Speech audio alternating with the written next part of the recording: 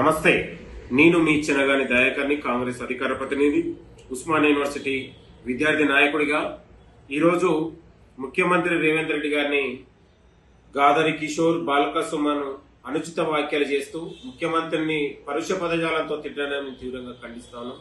ఒరే సన్యాసులారా, 10 ఏళ్ల కాలంలో అధికారం మీకు ప్రజలు ఇచ్చినప్పుడు గాడిద పలిదోయారా?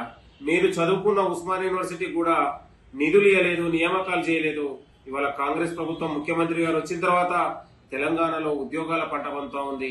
ఉద్యోగాల భర్తీ జరుగుతూ ఉంటే మీ కళ్ళు ఓర్వలేక ఇవాళ అడ్డుకునే ప్రయత్నం చేస్తా ఉన్నారు. ఇవాళ మీరు దొరగారి సంకన చేరి ఒకడు బాల్క సుమను, ఒకడు గాదర్ కిషోరు దొరగారి దగ్గర కాళ్ళు విసుకునే ప్రయత్నం మీరు చేశారు. మీరు ఎప్పుడు కూడా బాధ్యతతో పనిచేయలేదు. ఇవాళ కాంగ్రెస్ ప్రభుత్వం వచ్చిన తర్వాత నిరుద్యోగులకు ఉద్యోగాలు ఇవ్వాలనే ఆలోచనతో చిత్తశుద్ధితో ముందుకెళ్తా ఉంటే మీలాంటి సన్యాసులు, బానిసలు మీరు ఆ దొరగారి సంకన చేరి దొరగారి కాళ్ళు ఒత్తుకుంటూ మీరు మాట్లాడే మీలాంటి వాళ్లకు ముఖ్యమంత్రి గారి పైన మాట్లాడే నైతిక అర్హత లేదు.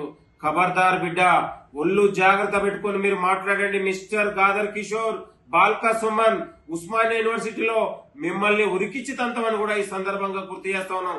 పిచ్చి పిచ్చి వ్యాఖ్యలు చేస్తే ముఖ్యమంత్రి గారిని తిడితే తెలంగాణ నిరుద్యోగులు మా వైపు ఉన్నారు. కాబట్టి మీ పద్ధతి మార్చుకొని మీ ఇద్దరు ఉస్మానియా యూనివర్సిటీ ఆర్ట్స్ కళాశాల దగ్గర ముక్కు నేలకు రాపిస్తాం బిడ్డ అని హెచ్చరిస్తా ఉన్నాం. ఖబర్దార్, మీరు మాట్లాడిన మాటలు తక్షణం బేషరతుగా వెనక్కి తీసుకొని తెలంగాణ సమాజానికి, నిరుద్యోగులకు క్షమాపణ చెప్పాలని డిమాండ్ చేస్తా ఉన్నాను. ఖబర్దార్.